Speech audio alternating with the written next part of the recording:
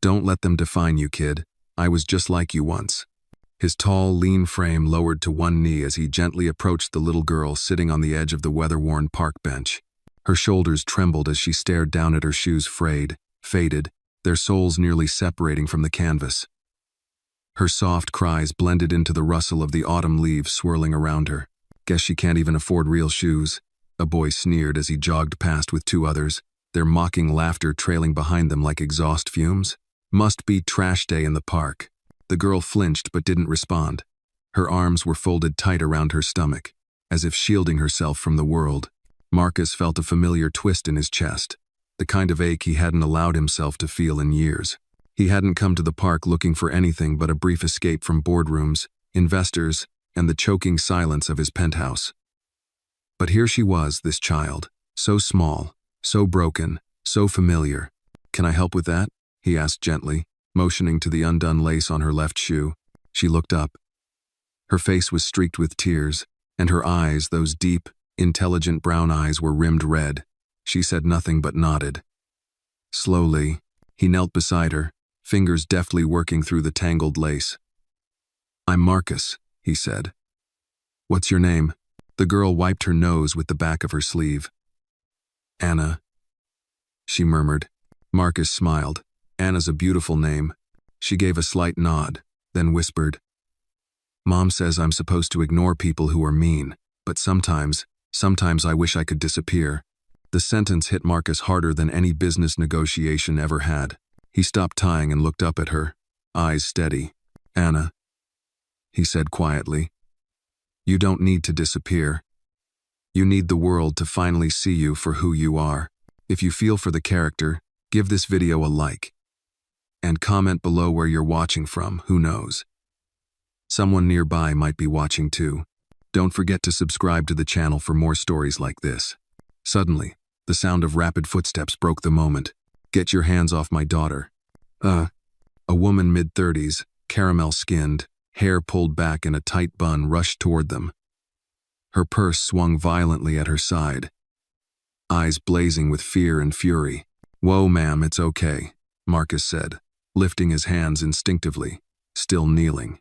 But the woman didn't wait. She lunged forward and shoved Marcus's arm off Anna's shoe. Anna gasped, startled. "I don't care who you are. You don't touch my daughter," she snapped. Marcus backed away, stunned. He stood slowly, hands still raised. The woman stood between him and Anna now, arms protectively wrapped around the girl. Anna looked equally confused and relieved. "I'm sorry," Marcus began. She was crying, and then their eyes locked. Everything stopped. Her lips parted slightly. The breath caught in her chest. Her expression flickered shock, recognition, confusion. "Marcus?" she breathed. Marcus stared. "Emily?" It was her. Older, yes, thinner, more tired, but it was her. Emily Carter. The woman he had loved. The woman he had lost. He could barely speak. You disappeared. And you never came looking," she fired back, her voice sharp and laced with betrayal. Anna looked between them, eyes wide. You know each other?" Emily turned away briefly, running a hand through her hair. "Let's go, Anna." "No, wait." Marcus stepped forward. "Emily, I didn't know about her, about you. You thought I just vanished?" Emily said, voice rising. "You had every resource, every connection, and yet nothing, not one call." Marcus's jaw clenched. "You left with no goodbye, no number, no address." Emily exhaled harshly, then glanced at Anna, who stood there confused, frightened. "I didn't want to raise her in your world," she said finally. "I wanted her to know who she was, not what the tabloids said." Marcus's heart thudded in his chest. "Is she mine?" Emily didn't answer. She just stared at him, expression unreadable. Anna whispered again, "What's going on?" Silence settled like fog. In that moment, Marcus felt the weight of 1,000,000 missed chances. 1,000 conversations they never had. A life that could have been. He turned toward Anna and crouched again. His voice was soft, broken.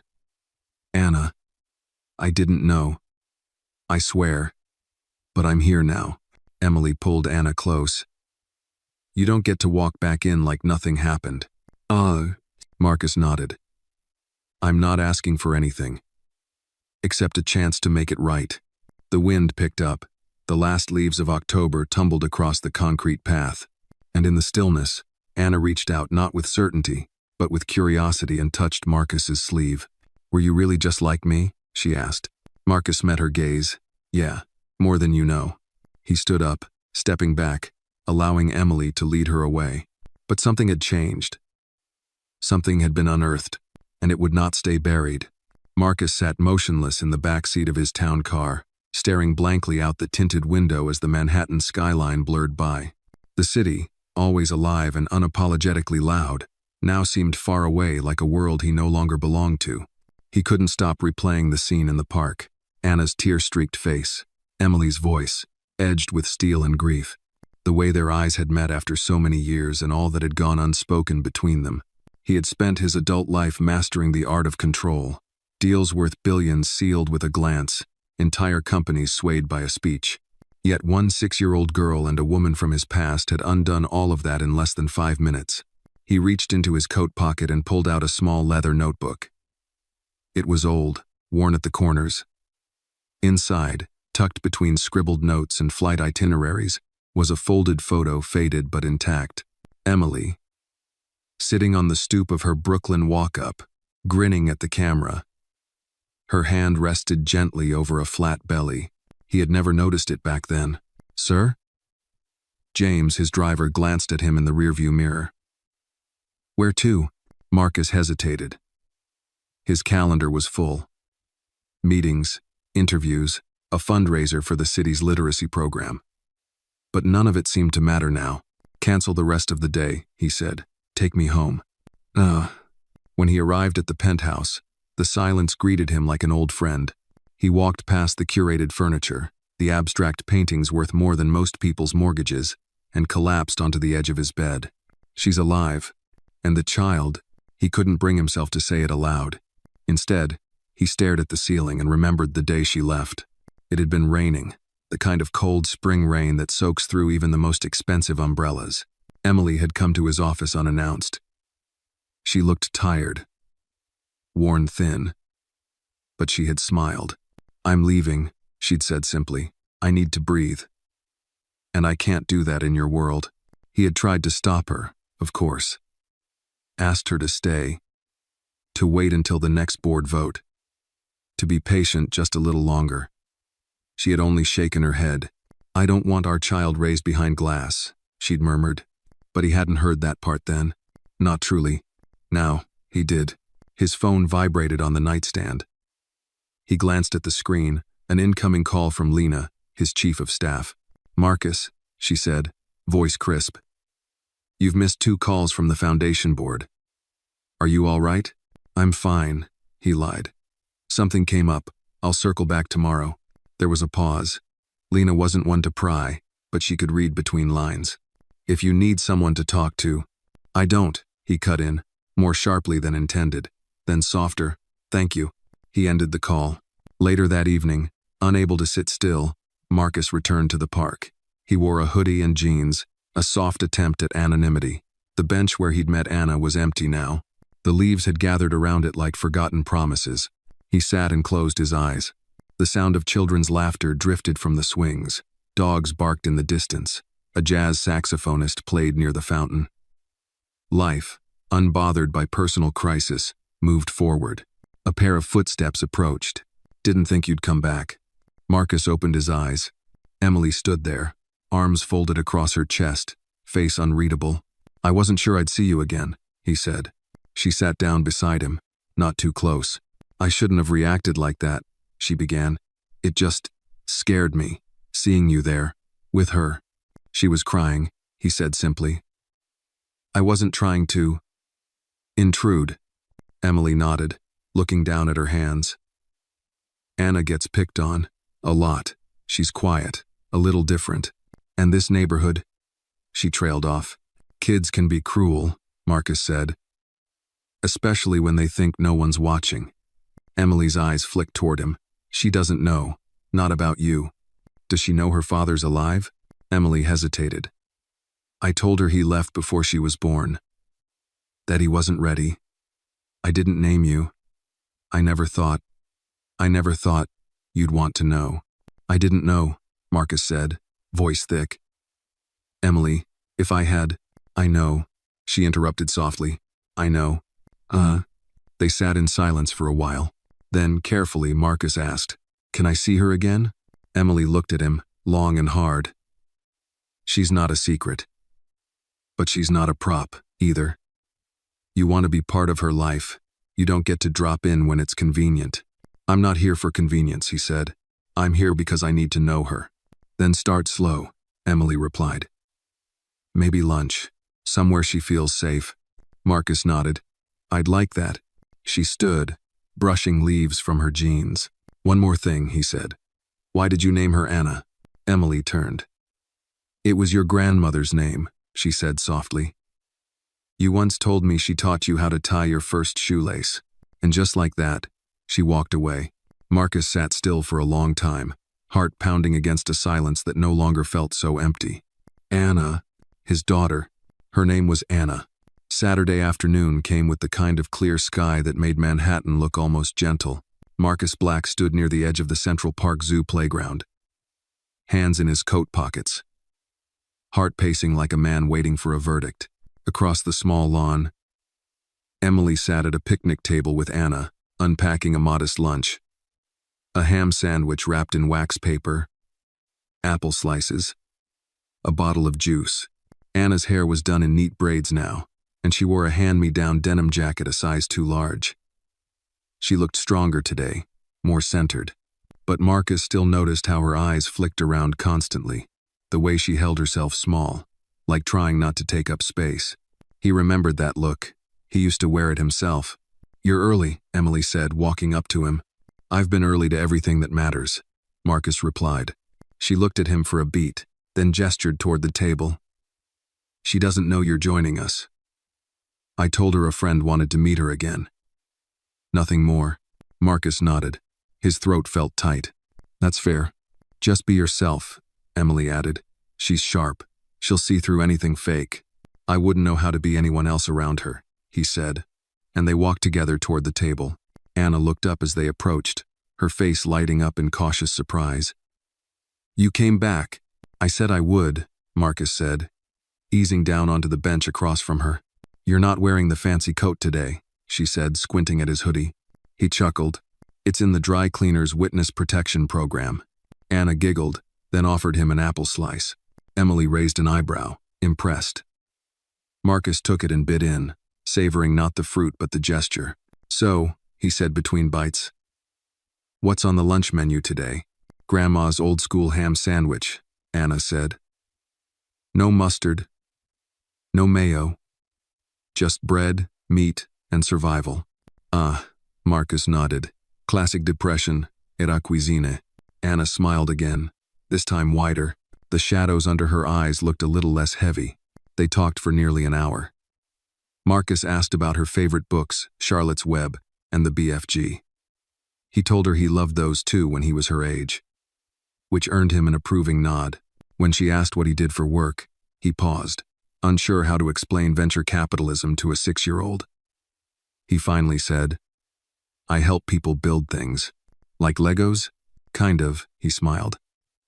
But more expensive and less colorful. Anna glanced between him and Emily, her brow furrowing.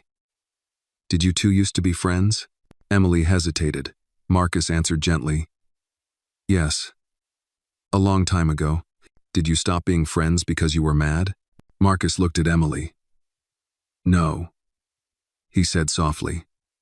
Because I made a mistake. Anna seemed to accept that. She finished her juice box, then turned serious. Why did you help me in the park that day? Because I saw someone who reminded me of myself, Marcus said truthfully. And because no one should cry alone. Anna looked down. I get made fun of a lot. I know, he said. But those kids? They don't get to tell you who you are.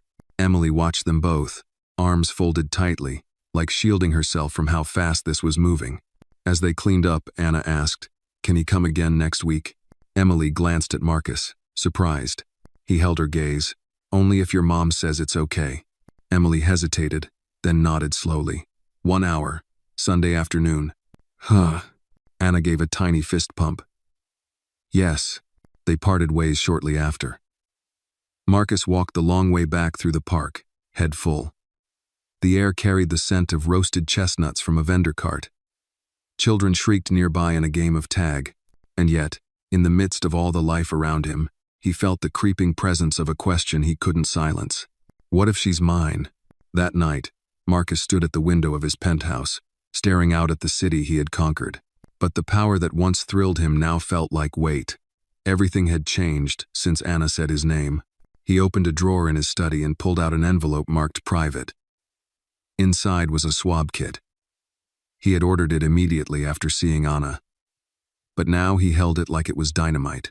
He hesitated, then uncapped the swab and rubbed it along the inside of his cheek. He placed it into the small vial, sealed it, and stared at it a long moment before labeling it. Marcus Black. Ha texted Lena. Send this to Gene Point overnight. Top priority. Quietly. No press. No internal chatter. I'll deal with what comes. Her reply came quickly. Understood. I'll personally handle it. Marcus leaned back and exhaled. For the first time in years, he wasn't thinking about quarterly goals or investor calls. He was thinking about a little girl with smart eyes and an old soul who deserved to know the truth, even if it broke him. The following Sunday, the park was quieter. Fewer children ran between the trees. The clouds had settled into a gray hush above Manhattan, casting everything in a soft, overcast light. Marcus arrived early, again habit, nerves, or both. He waited near the same picnic table, holding a small paper bag from Delaney's bakery, the one famous for its warm apple fritters and cinnamon buns. He remembered Emily had once loved those fritters when they first dated back before she learned how tightly the corporate world gripped his every waking hour. When Emily and Anna arrived, Anna immediately grinned and rushed toward him. You're early again, she said, her coat flapping open in the breeze. I had a feeling someone might appreciate pastries, he said, holding up the bag. Emily walked a few paces behind, slower this time. Less guarded, but still watching. Anna climbed up to the bench, peeled back the bag, and pulled out a warm fritter. This smells like heaven, Marcus chuckled. That's the sugar talking. As Anna munched happily, Emily sat down across from him, folding her arms. Bribery now? He met her Chaza, just breakfast. She narrowed her eyes, but the tension between them had thawed just enough for civility. They chatted small talk mostly. Anna recounted her week at school, including a science project that involved planting beans in wet cotton balls. Marcus listened intently, laughing in the right places, nodding where it mattered. He made no movies, no assumptions. After about 45 minutes, Emily rose. Anna, go check out the pond. Stay where I can see you. Anna dashed off, fritter in hand. Emily sat back down, glancing sideways at Marcus. So, she said, have you decided what this is? Marcus paused. I'm not here to make speeches. I'm just trying to show up. You're a billionaire, Marcus. You could snap your fingers and buy her a school, a house, a future. But that's not the same as showing up. He nodded. I know, and I'm not offering money. Good, she said firmly.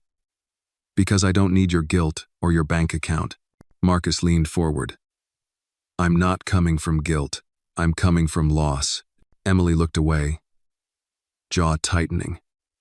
You don't get to use grief like currency. He nodded again. I'm not trying to buy her, Emily. She turned to face him, eyes tired but steady. Then what are you trying to do? Make room, he said softly. For whatever this might be. I know I missed 6 years. That's on me. But I'm not missing another 6. Emily looked down at her hands. She picked at a chipped nail. You weren't ready back then. I see that now. But I had to do what was best for her. I had to protect her from becoming just another name in a scandal. Or worse, a photo op. I understand, Marcus said. I didn't then, but I do now.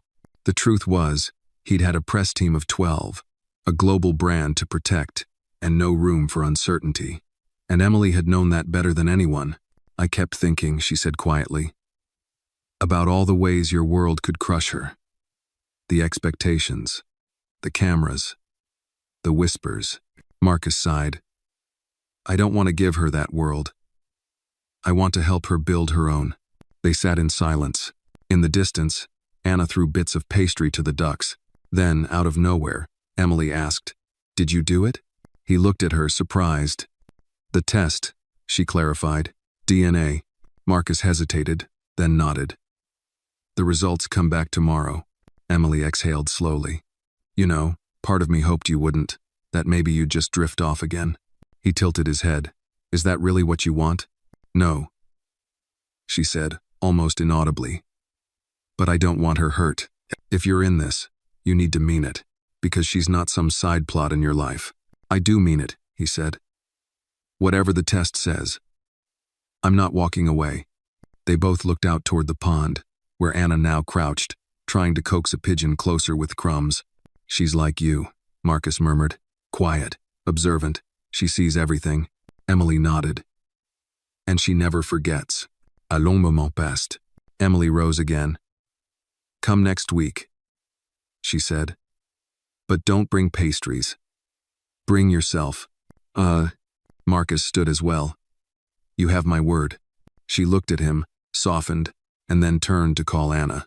As they walked away, Anna waved, the last piece of fritter in her hand. See you next Sunday, she called. Marcus raised a hand in reply, something warm and sharp tugging inside his chest. He watched them go. A woman who once loved him enough to leave, and a little girl who might carry half his blood. Back in his apartment that night, Marcus couldn't sleep. The test results would arrive in less than 12 hours. He stood at the window again, hands resting on the cold glass. Please, he whispered, let her be mine. But even as he said it, he knew the truth. She already was. Monday morning arrived with the quiet hum of inevitability. Marcus sat at the breakfast counter of his penthouse, untouched coffee cooling beside him. Laptop open, inbox blinking. The email from GenePoint was there, subject line clean and clinical. Paternity test results, confidential. His hand hovered over the trackpad. He'd stared at the screen for nearly 10 minutes, every scenario playing through his mind. What if it wasn't true? What if he had read into her eyes what he wanted to see, not what was real? And worse, what if it was true? What then? A future rewritten. Expectations born overnight. With a steadying breath, he clicked. The document opened, and 2 lines in, the world shifted. Probability of paternity, 99.997%. Conclusion, Marcus Black is the biological father of Anna Thompson. He let the air leave his lungs in a slow, deliberate exhale. She's mine. A strange warmth flooded his chest. Not relief, not fear. Something deeper ownership, not of a person, but of a responsibility long overdue. For 6 years, he had built empires, and for 6 years, she had been growing without him. The thought gripped his stomach. He stood up and walked toward the window, forehead pressed lightly against the cool glass. What now? Later that afternoon, Marcus stood outside Emily's brownstone in Harlem, the DNA envelope in his coat pocket. He had called ahead. She had said only, "Come after school. She's here today." The door opened before he knocked. Emily stood in the frame, hair pulled back, face unreadable. "I got the email," she said flatly. Marcus nodded. "So did I." She stepped aside, letting him in without another word. Inside, the apartment was warm, modest, lived in. A hallway led to a cozy living room with bookshelves full of worn paperbacks, a fireplace surrounded by framed photos, and a soft scent of lavender and cinnamon lingering in the air. Anna sat cross-legged on the floor, colored pencils scattered around her, a half-finished drawing of ducks on the pond before her. When she saw Marcus, her face brightened. "You came. I said I would," he replied, crouching beside her. Emily remained standing, arms folded. "I was drawing the duck with the weird leg," Anna explained, holding up the sketch. "You know, the one who walks sideways." Marcus smiled. "The rebel duck. I like him." Anna giggled. He's the fastest swimmer, even with the weird foot. Marcus glanced up at Emily. Her eyes met his, uncertain. Anna, he said carefully. Can we talk for a minute? The girl paused, sensing the shift in tone.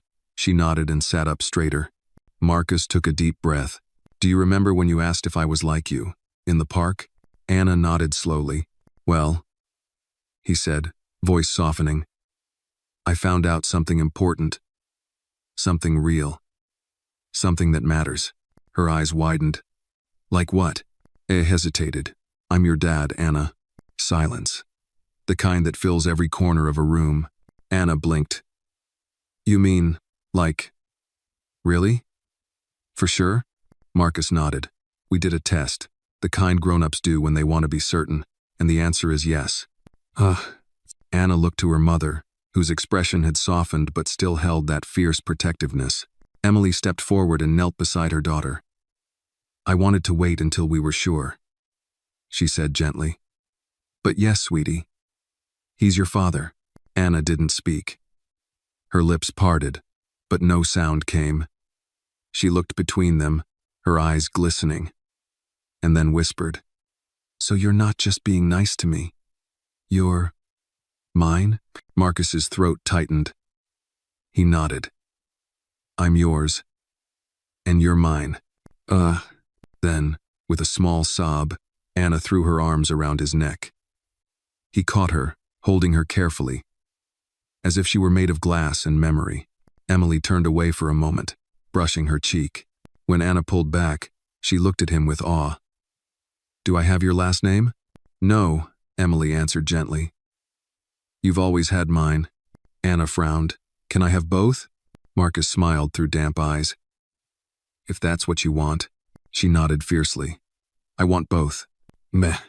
They spent the next hour at the kitchen table, Anna peppering Marcus with questions about his job, his favorite color, what he was like when he was 6. I had a big head and bad handwriting, he admitted, and I hated carrots. Me too, she cried as if this sealed their bond. Later, when Anna was busy watching a cartoon in the next room, Emily poured 2 cups of tea and slid one to Marcus across the table. She's strong, she said quietly. She gets that from you. Vaz. Emily looked down into her cup. I didn't want this to be messy. I didn't want it to be like a court case or a press release. It won't be, Marcus assured her. I'm not going public. This is between us, between her and me. She's never called anyone dad before, Emily said, her voice breaking slightly. You heard what she said. You're mine. I know, he whispered. I'll earn it. Every day. Emily looked at him for a long moment. Then she nodded. Slowly. You have a lot to make up for. I'm not asking for a clean slate, he said. Just a path forward. And for the first time in years, they sat in the same silence, not broken. Not bitter. Just full. Full of a new beginning. Full of a name reclaimed. Full of something stronger than guilt or fear. Family. The following Saturday evening, Marcus found himself pacing his sleek, marble-floored kitchen, more anxious than he'd ever been before a board meeting. The long, dark walnut dining table was set with quiet elegance, no flashy centerpieces, just polished silverware, cloth napkins, and a home-cooked meal he had personally requested from his longtime chef. Gloria, he said, glancing nervously at the oven timer. Do you think kids eat roasted chicken with rosemary? The older woman raised an eyebrow, wiping her hands on her apron. Mr. Black, kids eat anything when someone listens to them while they chew. He smirked, but his hands were still restless. I just want tonight to feel normal.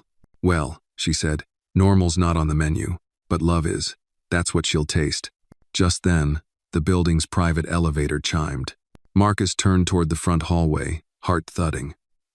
He checked his reflection in the hallway mirror, shirt tucked, collar clean, nothing too sharp. He'd traded the tailored suit for slacks and a sweater. He wanted to look like a man, not a mogul. The door opened, and there they were. Emily, wearing a simple navy coat, and Anna, gripping a small backpack and wearing sneakers with purple laces. Hi, Marcus said, his voice a little too soft. Anna stepped forward. Are we really eating dinner at the top of the building? Marcus smiled. Only 17 stories.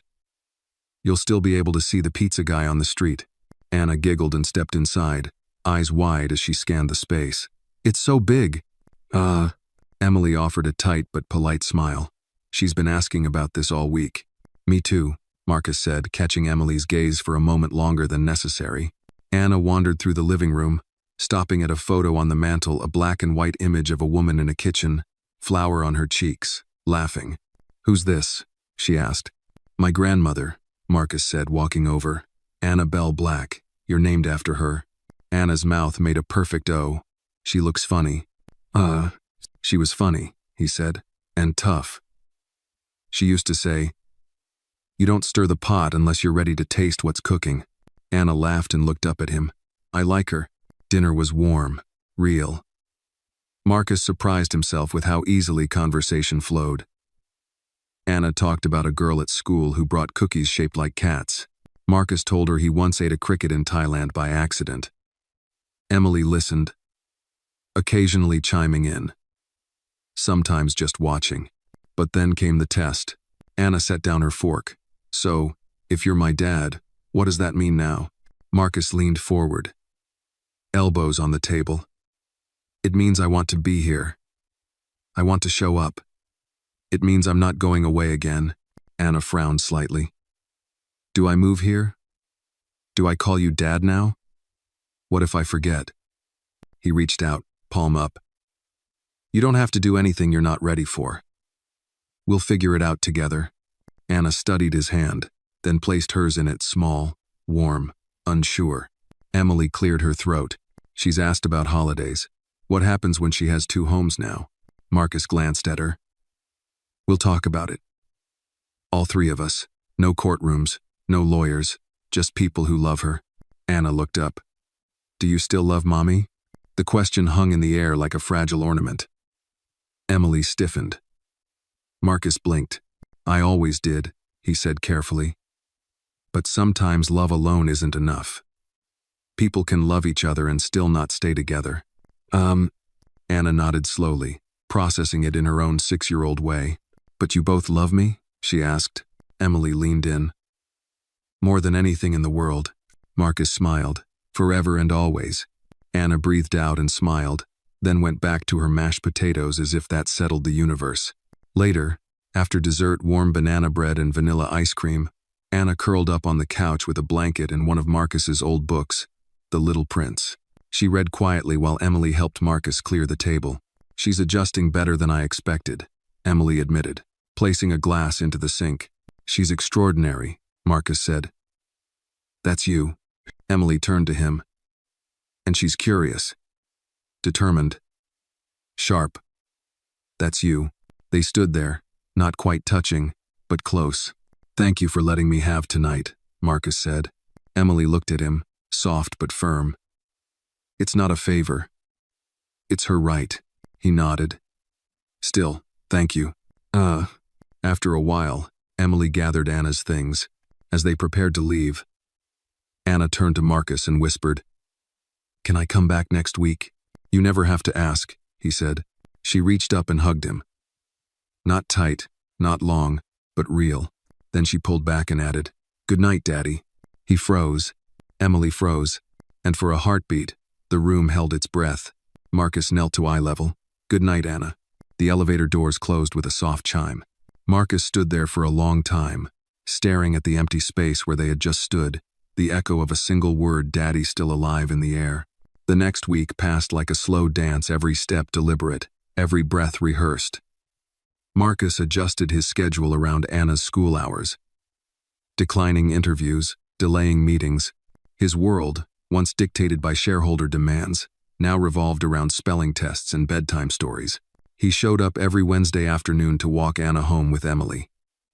Sometimes he brought a book. Other times, her favorite chocolate chip muffin from the corner bakery. But mostly, he brought his presents, and that was enough. One Wednesday, as they walked past the tall oaks lining the sidewalk, Anna asked, Did you ever get into trouble when you were a kid? Marcus smiled. Only when I got caught. She giggled. Like what? I once threw a snowball at Principal McNeely's car. Didn't realize she was still inside it. Anna gasped, half in shock, half in admiration. Did she yell at you? No, he said. She called my grandmother. Uh-oh. She made me clean the entire school entrance with a toothbrush. Anna laughed so hard she had to stop walking. Emily watched them from a few steps behind. Her expression unreadable, but her eyes warm. That evening, Marcus received a call from Lena. I've been holding off press inquiries for 2 weeks now, she said, but one of the tabloids got a whiff. Some photographer caught you walking hand in hand with a young girl. Marcus exhaled. How bad is it? They're speculating. Some are calling her your goddaughter. Others think you adopted a child in secret. A few dug into Emily's name, but nothing solid. He paced his office. We keep it quiet. This isn't a headline. It's her life. Lena paused. You do realize that won't last forever?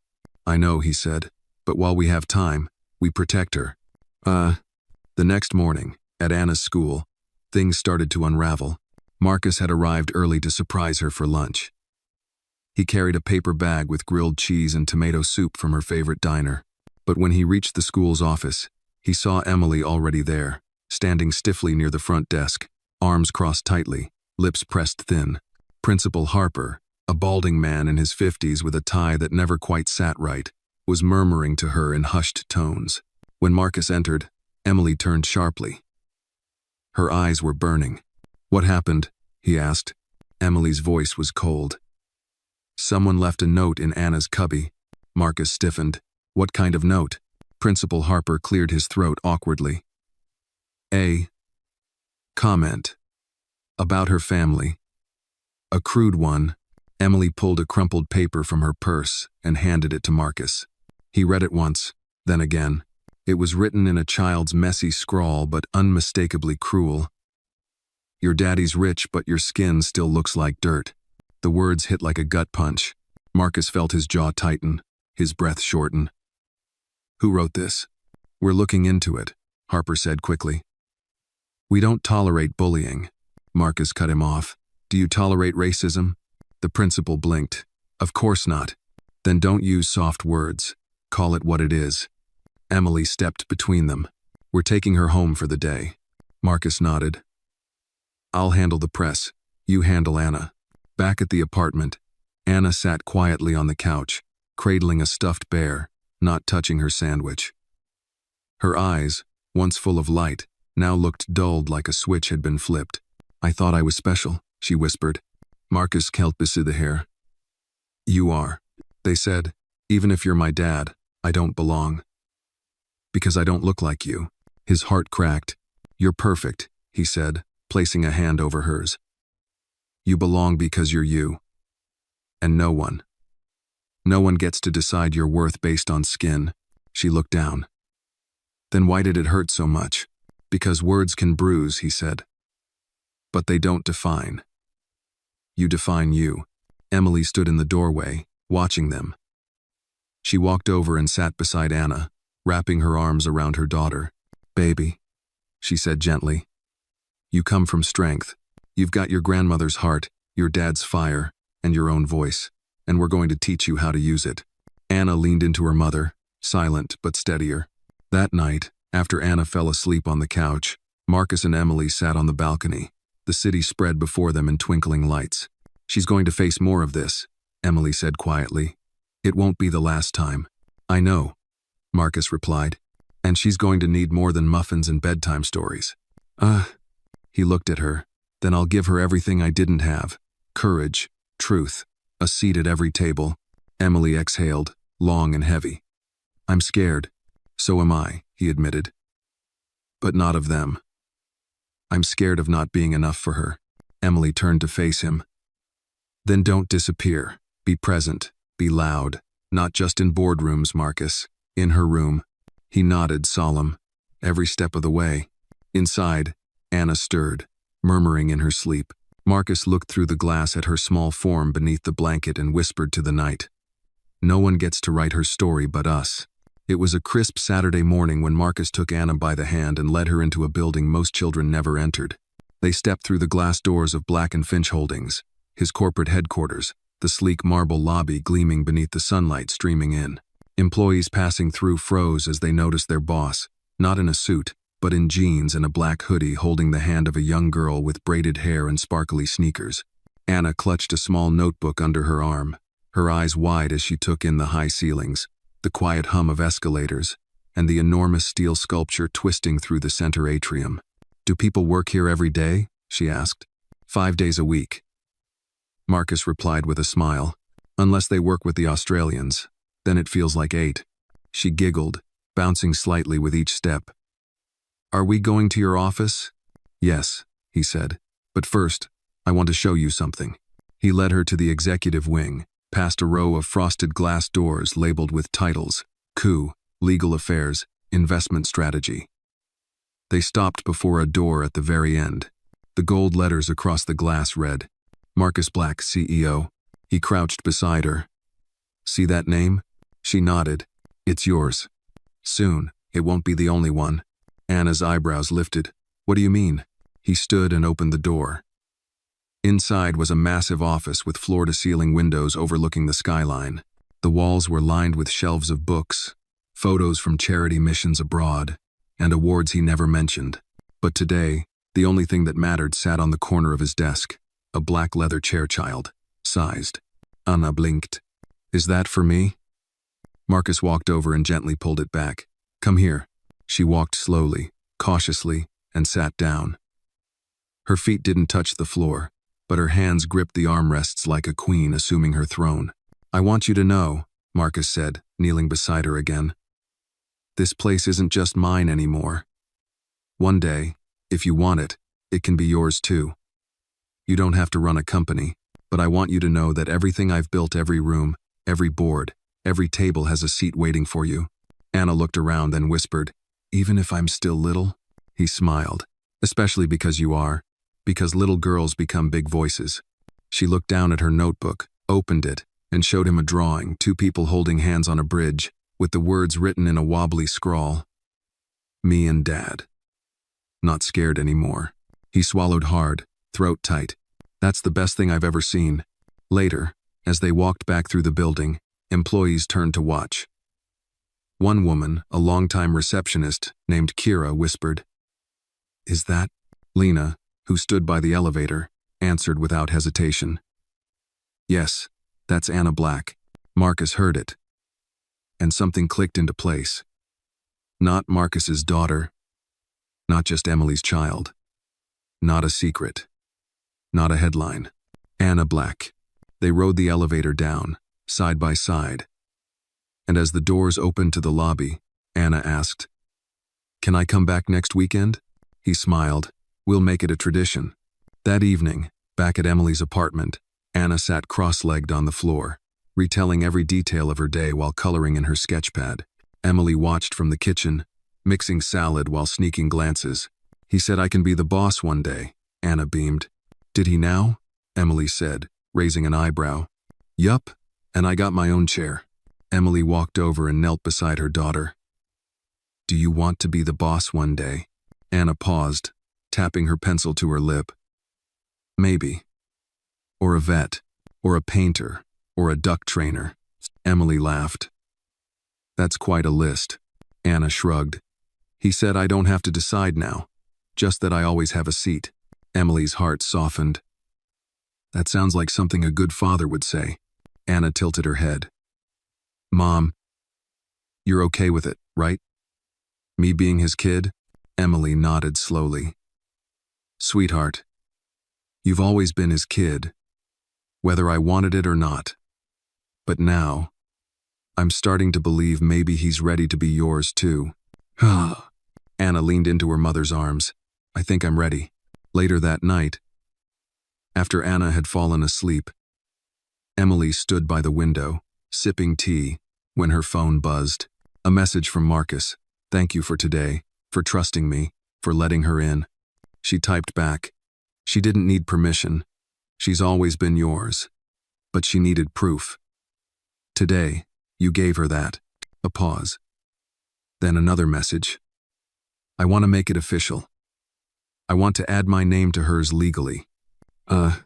Emily stared at the screen. Her fingers hovered. Are you sure? She is. She looked over at her daughter, breathing steadily under the blanket. Then she typed, "Then let's begin." Outside, the city moved on its noise, its hurry, its neon. But inside, something had slowed down. Something had settled. A name, a bund, a promise. Anna Black. The following Monday, Marcus stood outside the New York family court building with his overcoat buttoned tight and a manila folder in his hand. The sky was a muted gray, the wind biting at his collar, but he barely noticed the cold. Every cell in his body buzzed with a strange cocktail of nerves and resolve. Inside the folder were the official papers, the petition to amend Anna's birth certificate and legally add his name, Marcus Elias Black. He checked his watch. 10 minutes early. Of course. Then he saw them. Emily approached from across the plaza, bundled in a soft burgundy scarf, her arm linked with Anna's. Anna wore her favorite yellow coat, her hair tied in 2 neat braids, and a grin so wide it nearly split her face. "You ready?" Marcus asked. Anna beamed. "Mom says this is history." Marcus chuckled. She's not wrong. They entered the courthouse together, the polished floors echoing under their steps. The hallway smelled faintly of coffee and floor wax. The waiting area was sparsely populated, mostly tired parents and restless children. Emily had chosen to represent themselves. No lawyers, no press, no unnecessary noise. They sat on the wooden bench outside room 214, where a judge would read their file, ask a few questions, and if satisfied, sign a piece of paper that would forever rewrite Anna's identity in the eyes of the law. Anna swung her legs as she sat between them.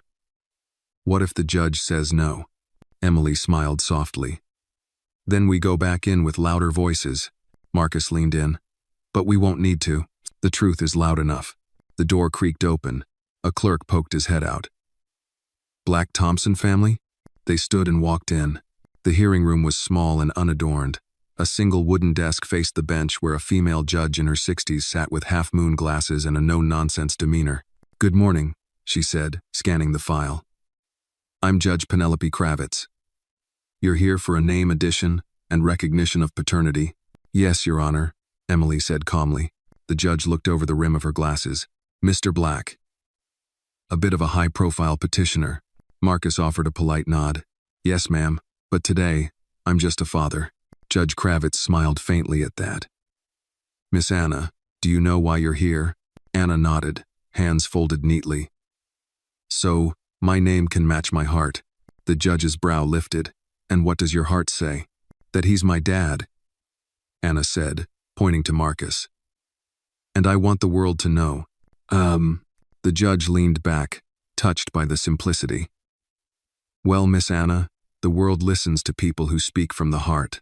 She reviewed the DNA documentation, Marcus's signed statement of voluntary paternity, and Emily's consent. "No objections. All legal grounds are satisfied," Judge Kravitz said. "But I like to ask one question before I sign." They waited. "Why now?" Marcus inhaled deeply. "Because I wasn't ready before. I failed to be there when she took her first steps, or lost her first tooth, or spoke her first word. But I won't fail again. And adding my name doesn't erase the past, but it builds a bridge to the future." The judge studied him, then turned to Emily. "Do you agree?" Emily's voice was steady. "I do." The judge nodded. "Very well." With a practiced hand, she signed the papers and handed them to the clerk. "Congratulations, Miss Anna Black Thompson. Your name now matches your heart." "One." Anna's face lit up. Marcus reached out his hand, and she grabbed it tightly. They walked out of the room as a family, not a perfect one, not a traditional one, but a real one. That evening, back at Marcus's penthouse, he hosted a small dinner for just the 3 of them. Gloria baked Anna a special cake with gold lettering that read, "Officially ours, forever yours." They clinked glasses of sparkling apple cider and toasted to new beginnings. As the night wound down, Marcus tucked Anna into the guest room they had slowly turned into her room. Lavender walls, shelves for her art, a window seat where she could sit and read. "Daddy?" she asked sleepily. "Yes, baby? Can we visit Grandma's grave sometime? The one I'm named after?" He paused, surprised, then smiled gently. Of course. She'd want to meet you. Anna yawned. I think she'd like me. She'd love you. Maybe I'll draw her a picture. You should, Marcus whispered. She'd hang it in the stars. She closed her eyes, and within minutes, drifted off. Marcus stood at the door for a long while, watching her sleep. A part of him still couldn't believe this was real, that he had been granted this second chance. That her laugh echoed in his home now. Not just in his dreams. Later that night, he and Emily sat in the kitchen, the city glittering beyond the window. She wants to visit your grandmother, Emily said, sipping tea. I know. I think it's time. Emily looked at him. You're different. Marcus. He met her eyes. So are you. She smiled softly. Parenthood has a way of sanding down sharp edges. He leaned back in his chair. Or making you brave enough to dull them yourself. They sat in silence for a beat. Then Emily whispered. You know, she told her teacher today she feels real now. Marcus swallowed. She always was. She knows that now. They raised their glasses one last time. To truth, Emily said. To belonging, Marcus added. And outside, the stars burned quietly, as if the universe itself had witnessed a bond reforged, a family rebuilt, and a name finally earned. The headlines came quietly at first. Mogul Marcus Black adds name to daughter's birth certificate. From boardroom to bedtime stories, the private life of a billionaire. Black legacy, meet Anna Black Thompson. Though Marcus had asked his PR team to keep the details out of the spotlight, the world had its own appetite. The adoption filing, though not contested, had become public record, and where his name went, attention followed. By the following Thursday, paparazzi were posted outside Anna's school. Emily called Marcus, voice tense, trying to hide the fear that trembled beneath. They were waiting by the gates, Marcus. Cameras, microphones. One of them asked her if she felt lucky to be rescued. He was silent for a second too long. Then, I'm on my way. Emily hung up. When Marcus arrived at her building, Anna sat curled on the couch, her knees tucked into her chest, a bag of frozen peas on her forehead, not for an injury, but to quiet the noise in her head, as she said. Emily stood beside her, arms folded, eyes sharp. She's shaken, she said. Marcus knelt beside Anna. Hey. Anna looked up, face pale. They had big cameras. One man shouted at me. I dropped my lunch. His fists clenched. I'm so sorry, sweetheart. Why are they watching me? I didn't do anything. He exhaled, steadying himself. Because some people think being near someone with money or power makes you interesting. But they're wrong. You're interesting because you're you. Not because of me. Emily knelt down beside them. We need to do something. This can't be normal for her. Marcus stood. I'll call a meeting tonight. No cameras, no questions, just me and the press. Emily looked at him warily. Are you sure? Yes. It's time they hear the truth from me. That evening, Marcus sat in front of a semicircle of press representatives in the media room of his corporate headquarters. No stage, no backdrop, no frills, just a man in a gray sweater, a table, and a picture of Anna resting on the screen behind him. I asked you here because I want to be clear. He began. Voice calm but firm. 6 weeks ago, I discovered I had a daughter, Anna. I wasn't there for her birth. I didn't know she existed. That's no one's fault but mine. Flashbulbs flickered. A few reporters raised their brows. Since then, he continued, I've tried to build something real with her. Not headlines. Not PR. A life. She's 6. She likes pancakes, shaped like turtles. Refuses to wear socks that match. And wants to be a duck trainer when she grows up. A few chuckles broke the tension. She's not a story. She's not a trend. And she doesn't need to be rescued. What she needs and what every child deserves is safety, dignity, and peace. He paused. The room was silent.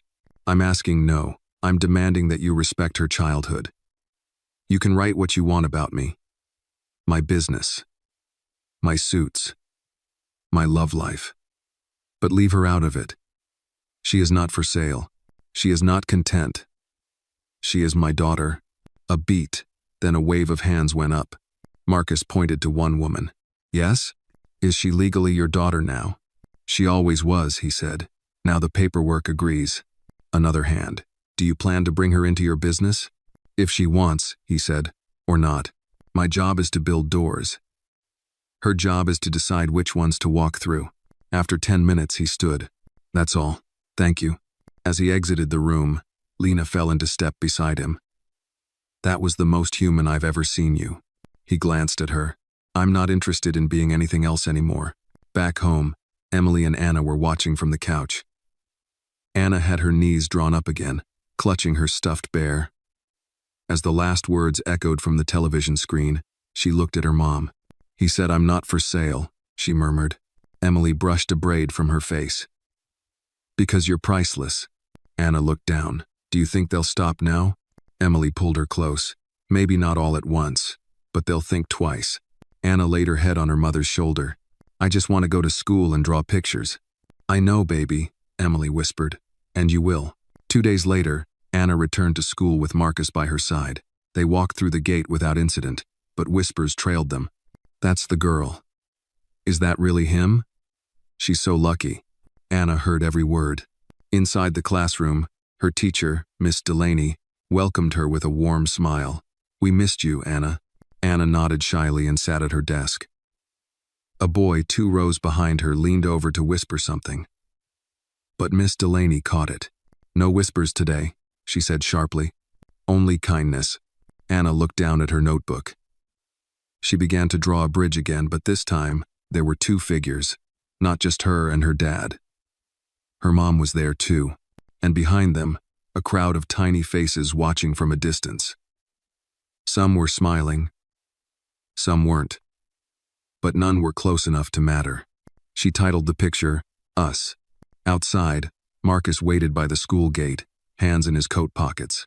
He didn't need to go in. She had already built her own seat at the table, and now, she was learning to defend it. Marcus hadn't visited the South Bronx in nearly 20 years. The air smelled of concrete and history, the sidewalks cracked in the same familiar places. The corner bodega still had faded signage, and the fire hydrant near the alleyway he used to sneak through as a teenager was still there, rusted but standing. He stepped out of his car alone, dressed down in jeans and a navy jacket. No entourage, no cameras. This wasn't for show. This was for Anna. She had asked about his childhood, where he was raised, who his parents were, and why she'd never met them. He hadn't answered. Not fully. But now, it was time. He made his way up the chipped stairs of the brick apartment building where he was born. 3rd floor, 2nd door on the left. He knocked. After a few seconds, the door opened to reveal a short woman with graying curls and tired eyes. She squinted, then gasped, Lord have mercy, Marcus? He, Aunt Ruth. She blinked in disbelief. I thought you were too rich to remember this place. I never forgot, he said softly. She stepped aside. Well, get in before someone recognizes you and sells the story. Inside, the apartment hadn't changed. Same crocheted doilies, same smell of lemon polish and old secrets. They sat across from each other in the living room, a single fan humming in the corner. Why are you here? She asked, hands folded tightly. I have a daughter, Marcus said. Her eyebrows shot up. You? He nodded. Her name's Anna. She's 6, and she looks a lot like Mama did when she was little. Ruth softened, but her tone stayed sharp. So why now? After all this time, I want her to know where she comes from, the truth, the full story. Ruth leaned back, eyes narrowing. You sure about that? Some truths come with scars. I've lived those scars, Marcus said, but she deserves to understand. Ruth studied him for a long moment, then stood and walked to a cabinet. She pulled out a dusty photo album and dropped it on the table. Then start here. He opened it slowly. Faded photos. His mother, Annabelle, in her church dress. His father, stoic in army fatigues. Him, a lanky boy with wild hair and fierce eyes. He pointed. That's the day Mama made me promise I'd never let the world tell me who I was. She'd be proud you kept that promise, Ruth said. I didn't.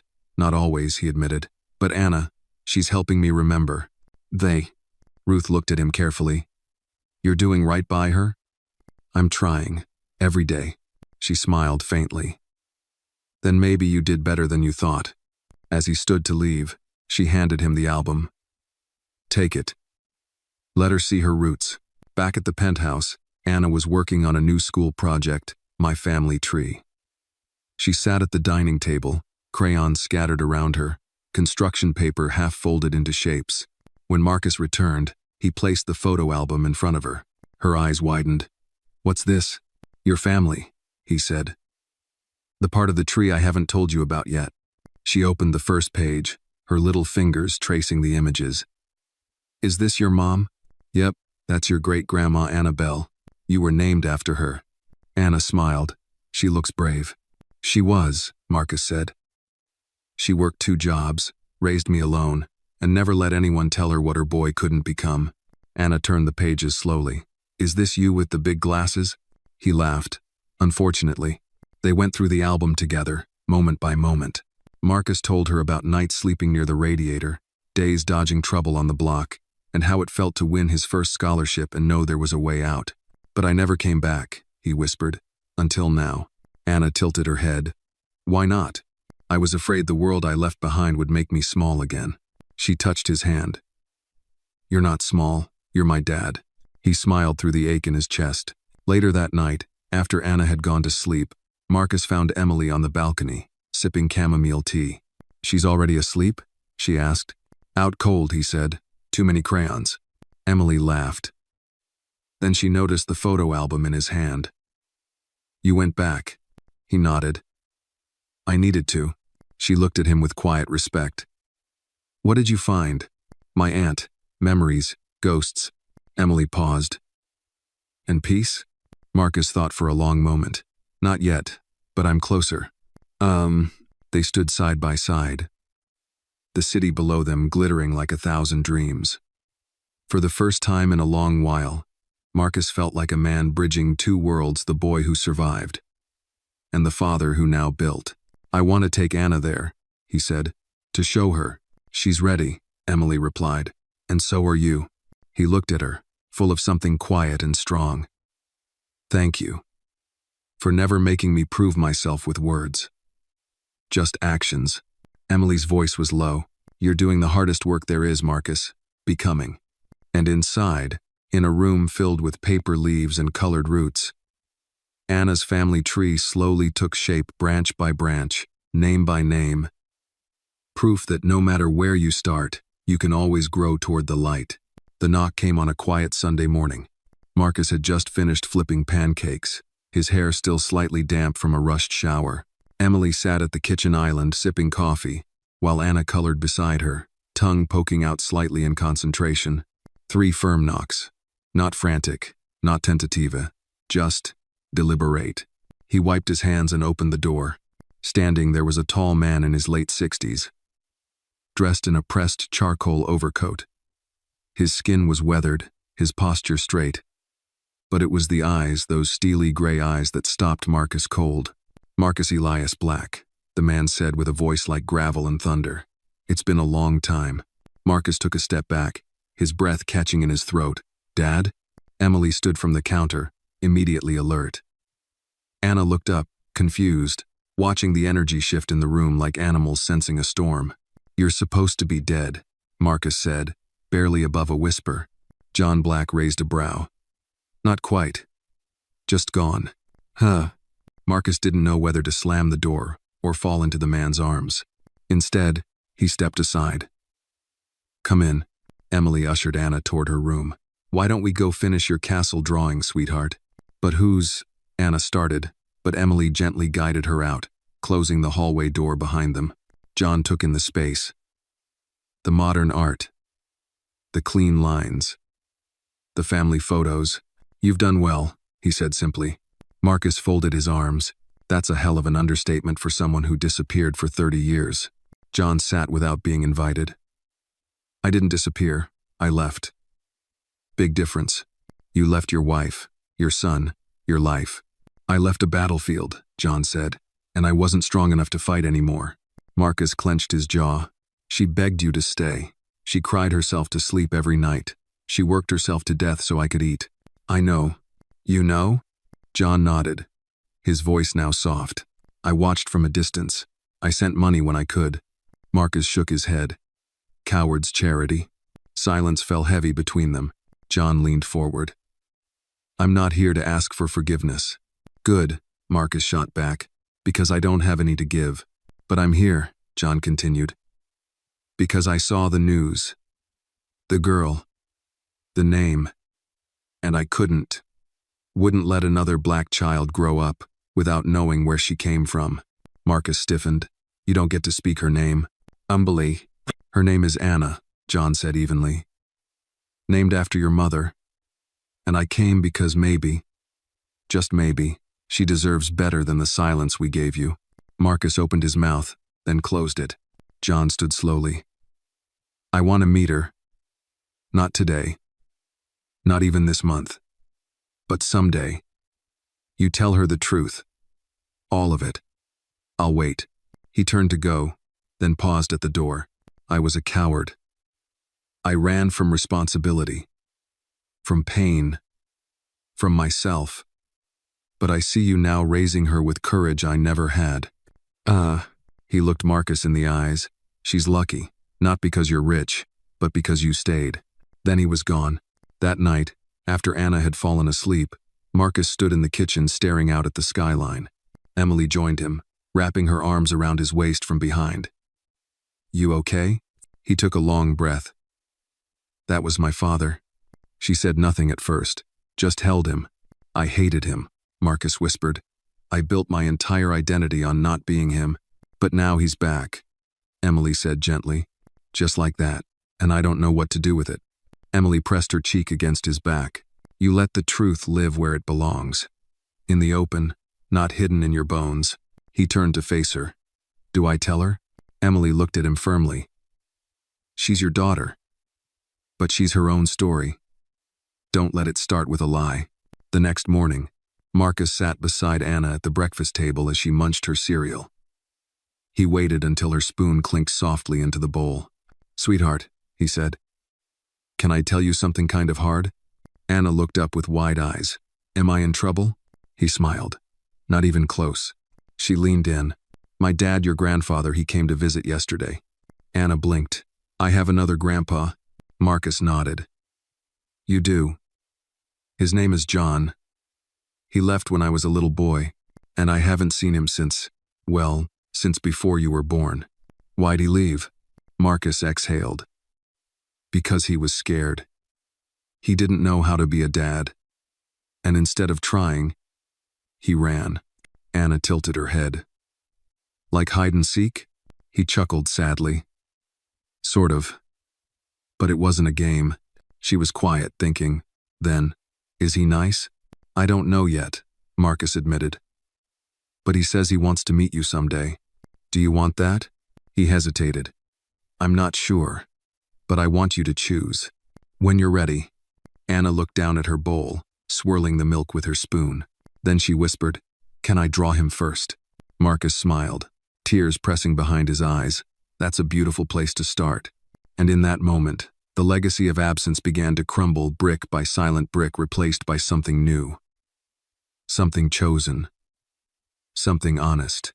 Because healing, Marcus now understood, wasn't about forgetting the past.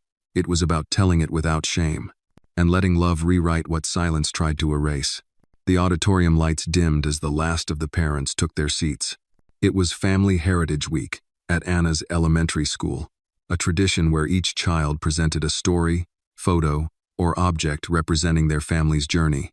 Marcus sat in the middle row, hands resting on his knees, his heart beating faster than he cared to admit.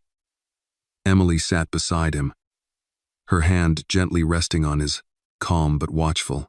On the stage, a slideshow flicked through grainy images and drawings. One by one, children shared tales of great-grandparents who fled war zones, grandmothers who baked legendary pies, and uncles who played guitar under the stars. Then came Anna. She stood on the small wooden platform in her sunflower yellow dress, holding a large trifold poster labeled, Where I Come From. There were photos, yes, but also drawings. Her great-grandmother Annabelle in a church hat. Her father as a boy with wild glasses. her mom in a diner uniform, and even a stick figure of herself holding hands with someone new. The title across the top read, "I am not a secret." She cleared her throat. "Hi. My name is Anna Black Thompson. I'm 6. My project is about my family. But not just the people. It's about the silence, too." The room hushed. Even the teachers leaned in. "My daddy didn't know I existed for a long time," she said matter-of-factly. "But when he found out, he didn't run away. He came to the park and tied my shoes. And now he's in all my drawings." Soft laughter rippled across the room. "And my mom? She's been my everything since day one. She's the reason I know what strong looks like. She taught me to speak up, even if my voice shakes." Emily's eyes glistened, and Marcus felt his throat close. "I also found out I have a grandpa. He didn't stay in my dad's life. But I drew him anyway. Because people aren't just their mistakes. They're also their chances to do better." She pointed to a small drawing in the corner. "That's him. He's holding a kite." The audience was silent, transfixed. "My family's not normal, but who is, really? We're a bridge, from pain to healing, from alone to together, and every part matters, even the cracks." She bowed slightly. "Thank you." The applause came slowly at first, then grew into a standing ovation. Marcus stood last, not because he wasn't proud, but because he needed a second to breathe. He had never felt so completely seen and so deeply vulnerable in public. After the presentations, parents milled around the exhibits. Marcus knelt beside Anna's display, tracing her drawings with his finger. "You really drew Grandpa John," he said softly. Anna nodded. "I'm still not sure I want to meet him, but I wanted to give him a spot." "That's brave. I just want to understand the whole story. Not just the good parts." Marcus smiled. "You're already wiser than I was at your age." She looked up at him. "Can we visit Grandma Anna Bell's grave next weekend?" He blinked, then nodded. "Yeah. We'll bring flowers. Maybe your drawing too." That night, after the crowd had dispersed and the stage was empty, Marcus lingered. He stood alone, staring at the space where Anna had delivered her truth like a seasoned speaker. Lena called later that evening. The media got hold of a clip from the presentation. Someone's parent uploaded it. "It's going viral." Marcus sighed. "Of course it is. They're calling it the little girl who taught a billionaire to be human." He didn't laugh. "She didn't teach me to be human. She just reminded me that I always was." Lena posed, "Do you want me to shut it down?" He considered it. "No," he said finally. "Let them see her truth.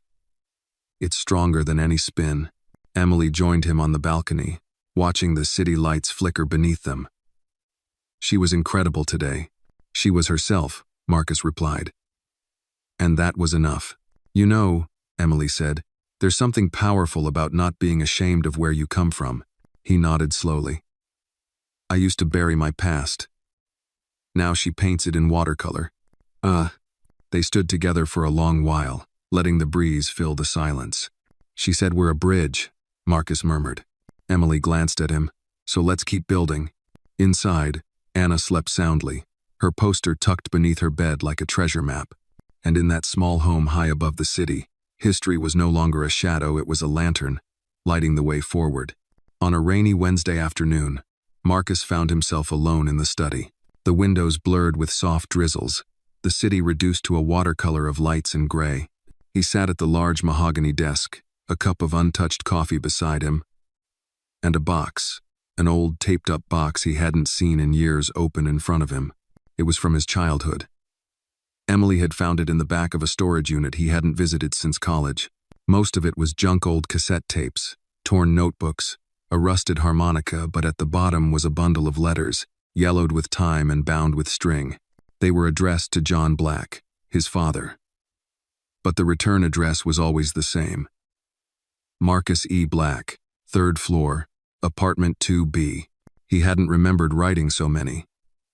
Some were long. Some barely a paragraph. But all of them were dated between the ages of 7 and 16. None of them had been mailed. He unfolded one written in pencil, the handwriting still unsteady. "Dear Dad, I passed my spelling test. Miss Carter said I had the best handwriting in class. Mom said she's proud, but I want to hear you say it too. Do you ever think about us? Marcus stared at the page, the words bleeding into each other. His hands trembled slightly as he opened the next. Dear Dad, I joined the basketball team. I'm not the tallest, but I'm fast. Sometimes I imagine you in the bleachers, clapping. Mom still works double shifts. She gets tired. I try to make her laugh. Another letter. Then another. Each one more desperate, more honest. He had poured out everything he never said, aloud. Rage. Hope. Confusion. And always, an aching need to be seen. Emily entered quietly, holding a soft towel from the dryer. Hey, she said. I found that box by the hallway closet. You okay? Marcus looked up, voice thick. I forgot I wrote these. Emily sat beside him, glancing at the top letter. She didn't touch it. She didn't need to. I don't know what's worse, Marcus whispered, that I wrote them. Or that I never believed he'd answer. You were just a kid, Emily said gently. Kids hope. Even when they don't admit it. Marcus leaned back, staring at the ceiling. How do I tell Anna this part? The part where I begged for love I never got? Emily was quiet for a beat. You don't need to tell her everything yet. Just enough for her to know she's breaking a cycle. No, he nodded slowly. Then, with quiet hands, he began folding the letters, one by one, placing them neatly back into the box. I think I'll give these to her when she's older, he said. When she's ready to understand the full weight. Emily placed her hand over his. That day will come. But for now, you're writing new letters. Every bedtime story. Every shoelace tied. Every morning kiss. She'll feel those longer than any words on paper. That weekend, Marcus took Anna and Emily to the cemetery. The sky was bright, the grass still damp from recent rain. They walked in silence, Anna holding Marcus's hand tightly. The headstone read, Anna Bell Black, 1946, 2005. Beloved mother. Fierce protector. Marcus crouched and brushed a few leaves away. Hi, Mama, he said softly. It's been too long. Anna stood next to him, eyes wide. She's the one I'm named after. She is. Marcus smiled. You would have made her laugh. Anna reached into her backpack and pulled out a folded drawing. She had spent 2 days on it, colored carefully, with stars in the background and their family holding hands in front of a bridge. I made this for her, she said.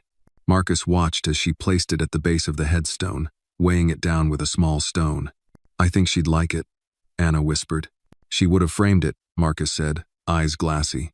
Emily gave them space, standing a respectful distance away. Marcus exhaled slowly. Mom, this is Anna. She's brave, just like you. And she's got a laugh that could soften steel. Anna knelt beside the stone. Hi, Grandma. I'm gonna take care of your boy. Okay? Marcus let out a breath that was part sob, part laugh. They stayed there a while, listening to the wind rustle through the trees, the birds chirping above like some silent choir. Marcus felt something shift in his chest, a long-held tension finally beginning to ease. As they walked back to the car, Anna looked up at him. Can I write her letters too? Of course, he said. She'd love that. Anna paused. I think I want to meet Grandpa John. Marcus glanced at her. You sure? She nodded. You said people deserve second chances. I want to see if he's ready. Marcus exchanged a look with Emily, who gave a gentle nod. All right, he said. We'll make it happen. A week later, they met at a quiet park just north of Harlem. John sat on a bench, a weathered hat in his lap. Nervously checking his watch, Anna approached first, hands in her coat pockets. Hi, she said simply. John stood slowly. Hello, Anna. She looked at him carefully. You look like my dad. But older, he chuckled. That's fair. They sat down, Marcus and Emily standing a few paces away. I brought you something, Anna said, handing him a drawing. It was a picture of a bridge again, but this time, there were 3 generations walking across it. John studied it in silence. "I'm not sure if I want to call you Grandpa yet," she said honestly. "That's okay," John replied. "I'm just grateful you came." Anna looked at him. "Are you going to stay this time?" John's voice cracked. "If you let me." She nodded slowly. "We'll see." And just like that, the silence that had haunted generations began to break, not with shouts or declarations, but with a child's steady voice, offering something braver than forgiveness, possibility. Thanksgiving came with the weight of tradition and the tremor of something new. The long oak table in Marcus's penthouse dining room had never held so many mismatched dishes. There were handwritten place cards, plates filled with sweet potatoes and collard greens, roasted vegetables, mac and cheese, and a turkey so large it barely fit the pan. The scent of rosemary and butter drifted through the air like a memory. Emily was in the kitchen, sleeves rolled up, laughing as she stirred the gravy. Anna stood on a step stool beside her, carefully arranging the cranberry sauce into a perfect spiral. Marcus set out the wine glasses and sparkling juice, watching them both with a quiet, swelling joy. At exactly 5 o'clock, the doorbell rang. John Black stood outside, holding a pie in a brown paper bag. Wearing a wool sweater that still had the tag tucked inside the collar, Marcus opened the door and gave a slight smile. "You're early." "Military habit," John replied, "and I didn't want to be late for the first real family dinner in decades." "Oh." He stepped in slowly, his eyes scanning the apartment as if it were a museum of someone else's life. Marcus led him to the living room, where a jazz playlist hummed softly in the background. Emily appeared with a warm greeting, taking the pie and offering him cider. Anna peeked around the corner, her braids swinging. John saw her and straightened. "Evening, young lady." Anna walked over with confidence, holding out a place card. "I made this for you. You're sitting next to me." John's weathered hand trembled slightly as he took it. "Thank you." They gathered at the table. Anna took her seat in the middle, with Marcus to her left and John to her right. Emily sat across, her eyes flickering between them, measuring the tension, ready to redirect it if needed. Marcus stood, raising his glass. "I know this table looks different than last year, and the year before that, but this is the first Thanksgiving I've ever had with 3 generations under one roof. That matters, not because it's perfect, but because it's earned. So, here's to new beginnings and old truths." They clinked glasses. Anna toasted with juice, John with cider, and for a moment, the clatter of plates and laughter smoothed the edges of old wounds. Dinner was lively. Anna told stories about school, including her recent spelling bee victory, and how she wanted to be an astronaut chef when she grew up. John listened closely, nodding, occasionally laughing in that low rumble that echoed Marcus's own. At one point Anna asked, "What was Dad like when he was my age?" John looked surprised. He glanced at Marcus, who gave a small shrug as if to say, "Go on." John leaned forward. "He used to race pigeons on the rooftop with the neighbor kids. Once, he tried to build a catapult to launch one farther. Ended up getting grounded for a week." Anna gasped. "You launched a pigeon?" "No." Marcus laughed. "I tried." The pigeon wisely declined. Laughter roared around the table, and for the first time, Marcus saw his father not as the man who left, but as someone who was trying, however awkwardly, to step back into the circle. After dessert, Marcus and John stood at the window, city lights stretching like stars below them. "She's something else," John said, nodding toward Anna. Marcus followed his gaze. "She saved me, Dad, and not just from myself." John was quiet for a moment. "You think she'll really forgive me?" Marcus folded his arms. "She doesn't carry your ghosts. But she'll ask you to show up. Every time." "I will," John said, voice gravel, low. Marcus turned to him. "Why now?" John exhaled. "Because I realized regret is heavier than guilt. And silence. Silence gets louder with time." Marcus nodded. "Then don't be silent anymore." They joined the others in the living room, where Anna was organizing a board game. She made John her partner and insisted on being the banker. Emily passed around cups of hot cocoa, and the evening stretched into stories, laughter, and the kind of healing that doesn't come from apology but from presence. Later, after John had left and Anna was tucked in bed, Marcus stood by the doorway to her room. He watched her sleep, her fingers still curled around the corner of a blanket. Emily approached quietly. She asked if we could have Grandpa over for Christmas, too. Marcus smiled, tired but full. Let's make room. Emily leaned her head against his shoulder. You're changing everything, Marcus. He shook his head. She is. I'm just following her lead. In the stillness of the night, the home felt different. Fuller. Not just with voices, but with understanding. And while the past couldn't be rewritten, it no longer held the pen. This Thanksgiving, they didn't just serve food, they served grace. And at a table that once knew only absence, every seat was now filled with family, with story, and with the courage to begin again. It was a crisp December morning when Marcus received the call that would tilt the world on its axis once more. The sun was just beginning to touch the skyline, casting a golden light across his office. He sat at his desk, reviewing portfolio reports, when Lena's voice cracked through the intercom. Marcus, NBC just confirmed. They want you and Anna on Real Faces of America, prime time, next Thursday. He paused, fingertips resting on a printed spreadsheet. They want Anna? Lena's voice softened. They saw the school clip, the one that went viral. They're calling her the voice of a generation. Marcus leaned back. She's 6. She's 6, Lena echoed, but she's saying what grown men are too afraid to, and the country is listening. Marcus didn't answer immediately. He stared out the window, where the city moved like a living organism, unaware of the storm brewing inside him. Set it up, he finally said. But on one condition. I know, Lena said. No politics, no exploitation, just the truth. The studio lights were unforgiving. The stage set was cozy, designed to look like a living room, with soft lamps and a plush couch. Anna sat beside Marcus, her patent leather shoes dangling above the floor. She wore a red dress, hand-picked by Emily, with a tiny sunflower pin at the collar. The host, a warm-voiced woman in her 50s named Gwen Morris, adjusted her mic and smiled. We're live in 3, 2, 1. The red light blinked on. Good evening, America, Gwen began. Tonight, we bring you a story that's captured hearts and stirred conversations coast to coast. A billionaire, a child, and the unexpected bridge between them. The screen behind them showed a still of Anna tying a ribbon around her school poster. The caption read, I am not a secret. Marcus Black, Gwen continued. You've been named one of the most influential figures in business.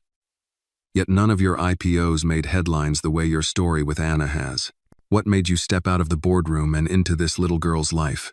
Marcus looked at Anna, then back at Gwen. I didn't step in, he said. I stumbled in.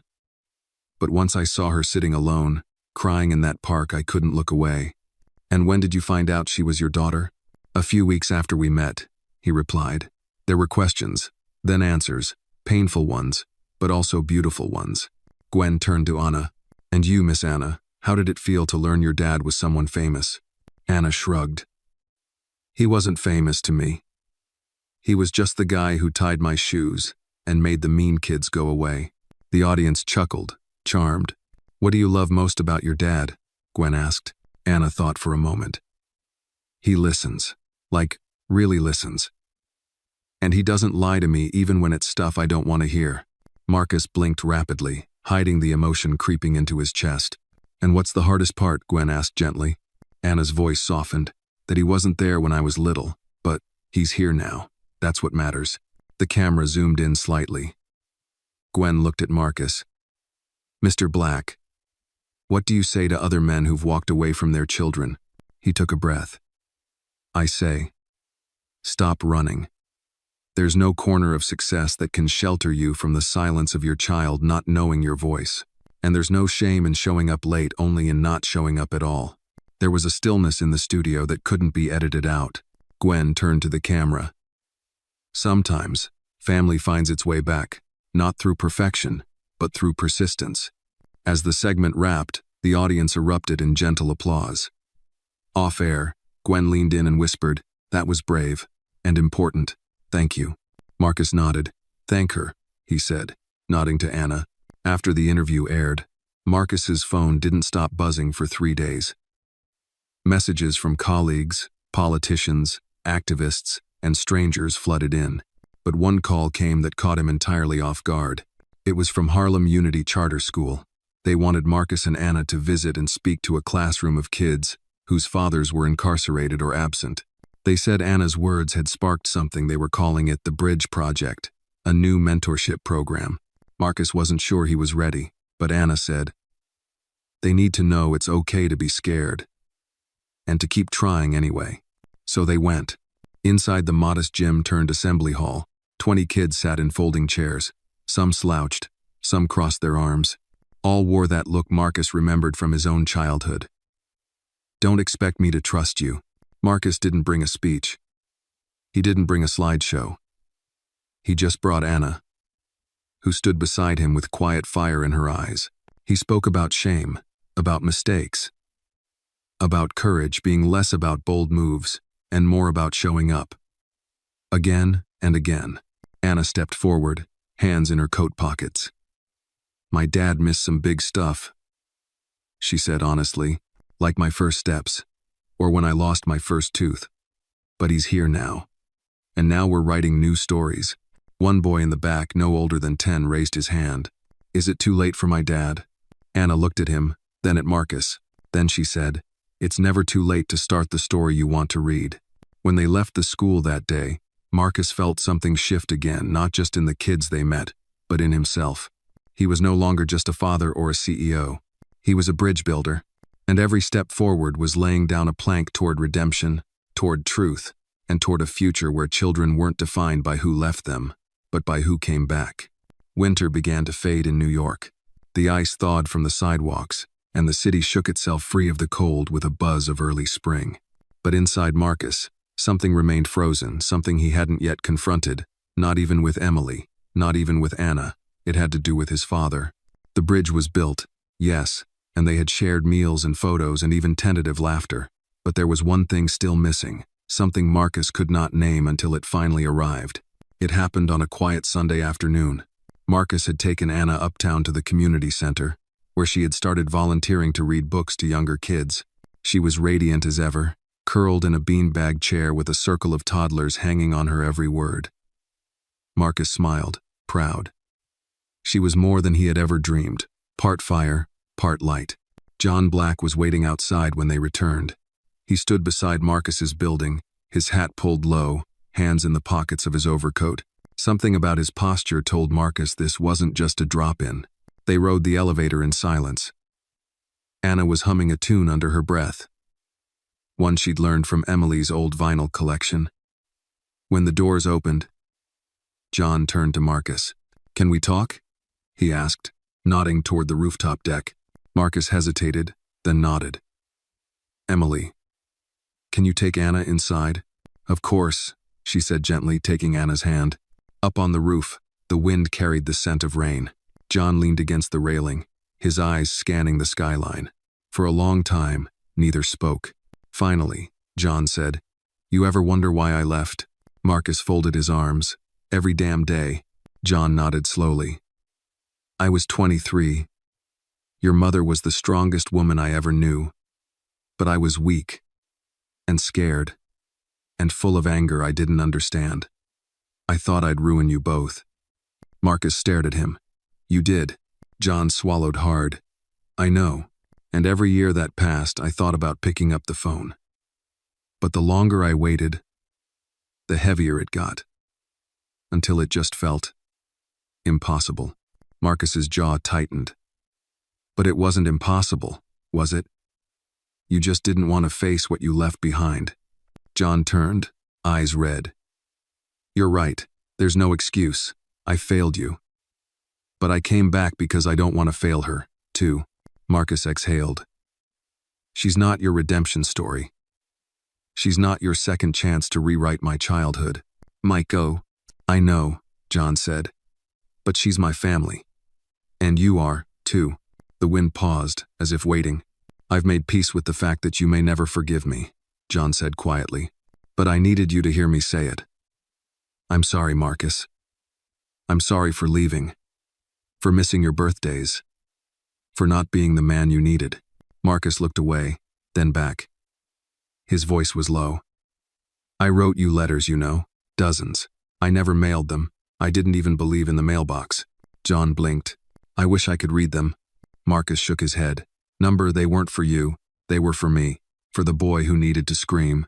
A long silence stretched between them. Then John stepped closer. "I watched that interview with Anna. The way you looked at her. The way she looked at you. You became the father I never was. And I just need you to know. I'm proud of you." Marcus felt his chest crack open. Then John placed a hand on his shoulder, hesitant but steady. "You're a better man than I ever was, son." The word hit Marcus like a tidal wave. Son. He hadn't heard that word in decades. Not from him, not like this. Tears welled in Marcus's eyes, unbidden. His throat tightened.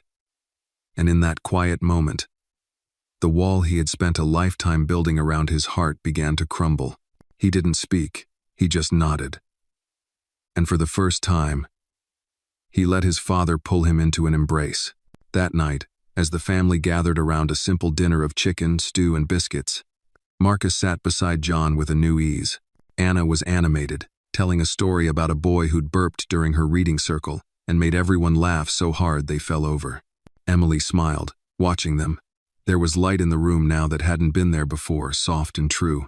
After dinner, Anna curled up on the couch with John, her head resting on his chest. "Grandpa," she said, "what did you want to be when you were little?" John chuckled. "A pilot. I wanted to fly so high the stars would look small." Anna looked up. "What happened?" "I got scared," he admitted.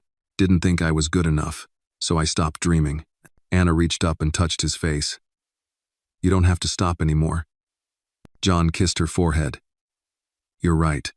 Later that night, Marcus stood by the window, looking out at the dark horizon. Emily joined him, slipping her arm around his waist. "He called me son," Marcus whispered. "I know," Emily said. "I heard it. It felt like a door opened." Emily smiled. "It didn't just open, Marcus. You walked through it." They stood there in silence, the city lights blinking like distant promises. And Marcus knew fully that healing didn't always come in grand gestures. Sometimes, it came in a single word spoken late, but not too late. "Son." The morning of Anna's school assembly dawned bright and brisk, the kind of early spring day that felt like the world had been washed clean.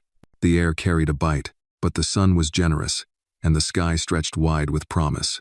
Marcus stood at the mirror adjusting Anna's headband, a sunflower tucked delicately to the side, her symbol of hope, resilience, and light. She beamed at her reflection, then turned to face him. "Do you think they'll like my speech?" she asked, voice small but brave. "They'll feel it," Marcus said, crouching to her level. "And that's more important than anything else." Downstairs, Emily was already prepping the camera. John waited near the door in his best blazer, the one Anna had picked out for him at a thrift shop, insisting he looked presidential. The elevator ride down was filled with quiet excitement, Anna swaying gently on her heels, lips moving silently as she rehearsed. At the school, the gymnasium had been transformed. Foldable chairs lined in perfect rows, colorful banners hanging overhead. A hand-painted sign near the stage read, "Voices of Tomorrow." Teachers buzzed like bees, ushering parents and guests into place. When Anna walked in, a hush fell over a small section of the crowd, parents who recognized her, children who'd whispered about her, teachers who had once pitied her but now looked at her with awe. Principal Harris, a kind man with tired eyes and a hopeful heart, welcomed the audience. "Today, you'll hear from some of our brightest voices.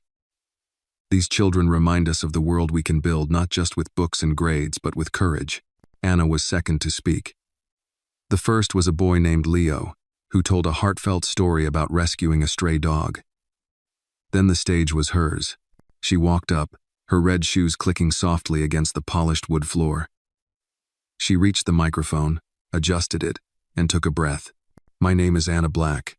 I used to think being quiet made me invisible, that if you didn't have fancy shoes, or a big family, or someone who cheered for you at soccer games, you didn't matter.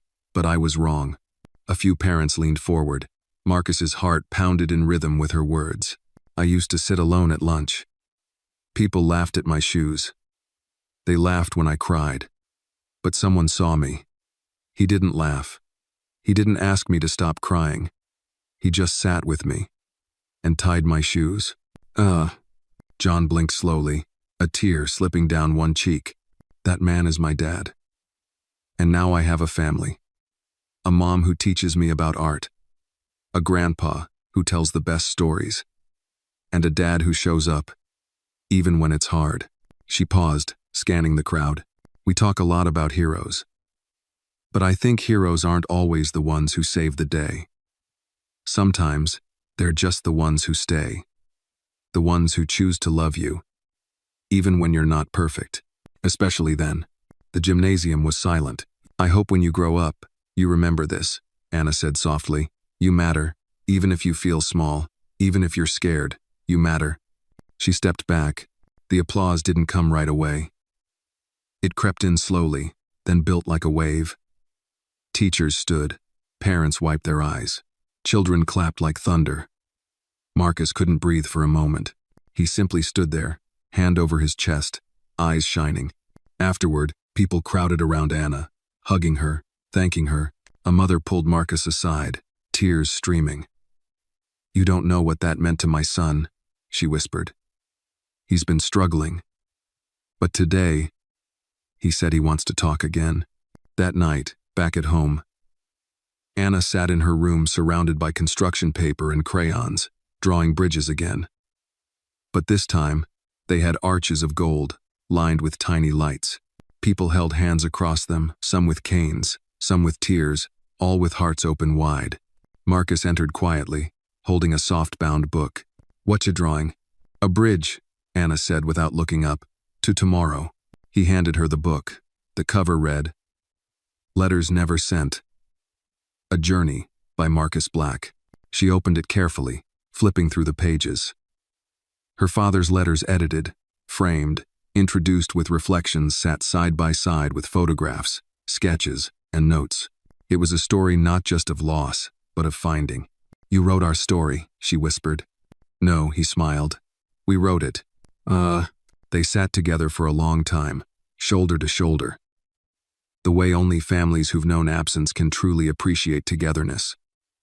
Outside, the city pulsed with life, sirens and song, chaos and quiet. Just like them, the next day, Marcus took a walk with John down 125th Street. They passed vendors and saxophonists, murals and food carts. Harlem was changing, but still familiar. Still sacred. John paused by a wall filled with images of black icons: Malcolm, Maya, Baldwin, Simone. You think we'll ever be up there? He asked. Marcus looked at him. Maybe not in paint, but in the echo. John chuckled. What echo? The one that comes when a kid hears they're not alone.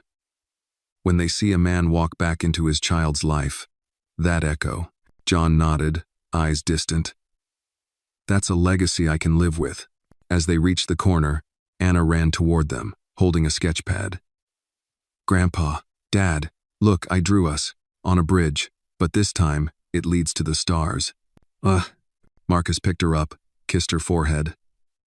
Then that's where we're going. And with that, 3 generations walked forward past the ghosts, past the shame, into a future not defined by who left, but by who returned and stayed. The story of Anna and Marcus teaches us that redemption is never out of reach, and love, when chosen, even late, can still heal deep wounds. It reminds us that showing up, listening, and taking responsibility matter more than perfection. Through honesty, courage, and forgiveness, even broken families can rebuild bridges stronger than before.